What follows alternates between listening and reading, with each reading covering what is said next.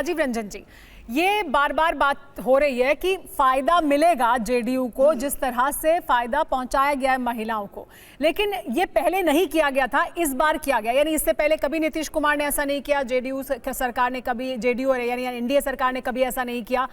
क्या इस बार इस वजह से किया गया क्योंकि बाकी सब जगह पर हो रहा था तो हमें भी करना चाहिए, इस तरह का फायदा पहुंचाना चाहिए, या एंटी इनकम्बेंसी को बीट करने के लिए, उसे प्रो इनकम्बेंसी में बदलने के लिए यह कदम उठाया गया, यानी नुकसान को कम करने की कोशिश की गई? देखिए सुमेरा जी, ये फैसले नहीं भी होते तो भी हम बहुत ही आराम से सरकार बनाते। दरअसल आपने जिस त्रिकोणीय संघर्ष की बात कही है, बिहार में 2 बड़े अलायंसेज हैं और कुछ छोटे राजनीतिक दल हैं, लेकिन नंबर 1 पर नीतीश कुमार जी और एनडीए है, और दूसरे नंबर का फासला बहुत ही बड़ा है। नतीजे आपको बताएंगे। अब मैं एक बात जो कहना चाहता हूं, राजीव जी, पिछली बार तो फासला बहुत नहीं था और इसको लेकर तेजस्वी मुद्दा बनाते हैं, वो कहते हैं बहुत बड़ा फासला नहीं था पिछली बार, और आपके सामने तो बड़ी चुनौती है फिर, क्योंकि आप उस गठबंधन में भी आप छोटे पार्टनर बन गए थे। 77 उसके पास, 19 कांग्रेस के पास। देखिए सुमेरा जी, लोकसभा के चुनाव के नतीजे विधानसभा के बाद आए हैं, जिसमें हमारा सर्वश्रेष्ठ स्ट्राइक रेट है, और उसके बाद विधानसभा के 4 सीटों के उपचुनाव के नतीजे हैं, जो सबसे ताज़ा परिणाम है, जिसमें हमने चारों की चारों सीटें जीती, जबकि हमारा एक ही सिटिंग था। तो जब भी 2020 की हम बात करते हैं तो 2024 लोकसभा चुनाव तो 2020 के बाद आया। फ्रीबीज की बात पर मैं इतना जरूर कहूँगा, आज भी ये फ्रीबीज के नज़रिए से नहीं देखिए, ये जीविका से जुड़ने वाली महिलाओं को 10,000 रुपये दिए जा रहे हैं, और जीविका के 1,40,00,000 महिलाओं का जो ये बिहार का जो मॉडल है, ये इस पर तो शोध हो रहे हैं अंतर्राष्ट्रीय स्तर के कई, यानी आप बहुत आगे हैं रेस में, बाकी सब पीछे हैं। विलक्षण कार्य है, आरजेडी तो बहुत ही पीछे है। लारेब, आपने सुना राजीव रंजन जी को, उनका कहना है कि गठबंधन बहुत आगे, अगर ये सब नहीं भी करते तो भी वो बहुत आगे थे आपसे।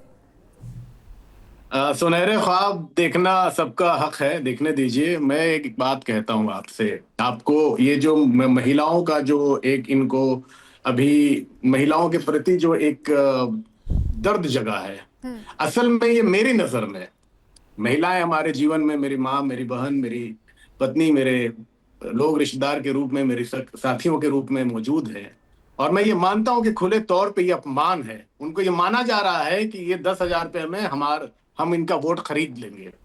क्या ये याद आपको है मंजू वर्मा का नाम? क्या आपको मुजफ्फरपुर बालिका गृह कांड याद है? वहां महिलाओं का कौन सा सम्मान किया जा रहा था? आज फिर उसी मंजू वर्मा के मैरिज हॉल के पीछे तालाब में नग्न अवस्था में 13 साल की बच्ची का लाश मिला है, उसका कोई मुकदमा तक दर्ज नहीं किया गया। क्या आपको ये बात याद नहीं है? आप कहते ये हैबिचुअल झूठ बोलने वाले लोग हैं, झांसेबाज लोग हैं। जिस तरह से अभी एक जेडीयू के प्रवक्ता ने कहा कि 1 करोड़ नौकरी, 2 करोड़ नौकरी की बात पहले। अहम सवाल, देखिए अहम सवाल ये, क्योंकि आज हम जब बात कर रहे हैं तो चुनाव की तारीखों का ऐलान हो चुका है। ये तमाम मुद्दे हैं, जब आप कानून व्यवस्था का मुद्दा उठाएंगे, सरकार के इतने कार्यकाल के दौरान क्या कुछ हुआ है, महिलाओं के साथ क्या हुआ है, आप ये तमाम मुद्दे उठाएंगे, लेकिन जो उन्होंने किया है उसका राजनीतिक तोड़ क्या है आपके पास? सुमेरा जी, मैं बहुत साफ तौर पे कह रहा हूँ, ये राजनीतिक तोड़ पूरा समाज और पूरे बिहार के मतदाता तैयार है इस बात के लिए। ये सिर्फ हमारा विषय नहीं, ये इनको लग रहा है, ये चुनाव तो पूरे बिहार की जनता लड़ रही है। इनको लग रहा है कि आप अकाउंट में 10,000 रुपए भेज देंगे, आप कह देंगे कि 1 करोड़ नौकरी देंगे, तो इससे कोई फर्क नहीं पड़ने वाला है। सिद्धार्थ यादव जी, लारेब को सुन रहे हैं, उनका ये कहना है कि ये सब जो आप कर रहे हैं इससे कोई फर्क नहीं पड़ने वाला, जनता मन बना चुकी है। मैं जल्दी मुद्दों को आगे बढ़ाते हैं, मैं वापस आपके पास आऊंगा। बस एक बात जोड़ना चाह रहा हूं मैं कि महिला सशक्तिकरण के नाम पर हमारी सरकार के दौरान महिलाओं को विशेष अवकाश दिया गया। देखिए सुमेरा जी, ठीक है, लेकिन सिद्धार्थ यादव, बड़ा सवाल ये है कि बीजेपी के तो तमाम बड़े बड़े नेताओं पर जन स्वराज की तरफ से, पीके की तरफ से तमाम तरह के गंभीर आरोप लगाए जा रहे हैं। क्या ये नुकसान पहुंचाने वाला है आपको? जन स्वराज सबसे ज्यादा क्या बीजेपी को नुकसान पहुंचाएगी? देखिए सुमेरा जी, पहले मैं जो मेरे साथी पैनलिस्ट बात कह रहे हैं उनकी बात का जवाब देता हूं। 2 हमारे साथी पैनलिस्ट ने कहा कि वोट चोर वाला जो नारा है ये बिहार में जन जन के मुंह तक पहुंच गया है। किसी भी चौराहे पे जाइए, वोट चोर कहिए, जनता उसको पूरा कर देगी। मैं चैलेंज दे के कहता हूँ, जाइए किसी चौराहे पे कहिए और कहिए वोट चोर, जनता कहिए अरे भैया आगे बढ़िए। ये जो फेनेटिज्म है, ये जो राहुल गांधी के दिमाग में एक फितूर चढ़ चुका कि मैं तो नहीं जीत सकता, मैं इसको सर पे मढ़ूंगा लोगों के, ये बिहार की जनता स्वीकार नहीं करेगी। बल्कि बिहार में तो एक बात दूसरी चल चुकी है, बिहार की जनता तो कह रही है कि राहुल जी बहुत आगे जाएंगे बिहार में, क्योंकि जहां भी जाएंगे हर कोई बोलेगा आगे चल। नमस्ते भैया, थका दिया आपने पूरे बिहार को। घूम घूम के बिहार के अंदर एक झूठी यात्रा निकालना और निकाल करके झूठा प्रपंच करना, यही इनकी फितरत है। दूसरी बात, ये बात करेंगे डेवलपमेंट की। सिद्धार्थ जी, कौन सी मगर मेरा डेवलपमेंट की सवाल बात करेंगे? आपसे उन 23,000 आरोपों पर करोड़ था का जो आपकी पार्टी के वरिष्ठ नेताओं पर लगाए गए, जो लगातार लगाए जा रहे हैं और भ्रष्टाचार के गंभीर आरोप लगाए जा रहे हैं, इनका क्या जवाब देंगे आप? सुमेरा जी, हम सरकार में हैं, सुमेरा जी हम सरकार में, मैंने 60 सेकंड भी नहीं बोला। आप मुझे या तो 2 मिनट बोलने का अवसर दे दीजिए, नहीं तो आप 1-1 मिनट सबसे बुलवाइए।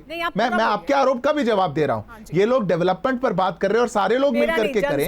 23,000 करोड़ का बजट छोड़ करके गए थे, आज 3.25 लाख करोड़ का बजट हो चुका। आपने 15 सालों के अंदर 1990 से 2005 के बीच में आपने एक भी मेडिकल कॉलेज नहीं बनवाया। आज वहां मेडिकल कॉलेज बनने लग रहे हैं। जितनी सड़कें 2005 तक बिहार के अंदर बनी थी, उससे दुगनी सड़कें हमने 20 साल के अंदर बना दी। ये है बिहार।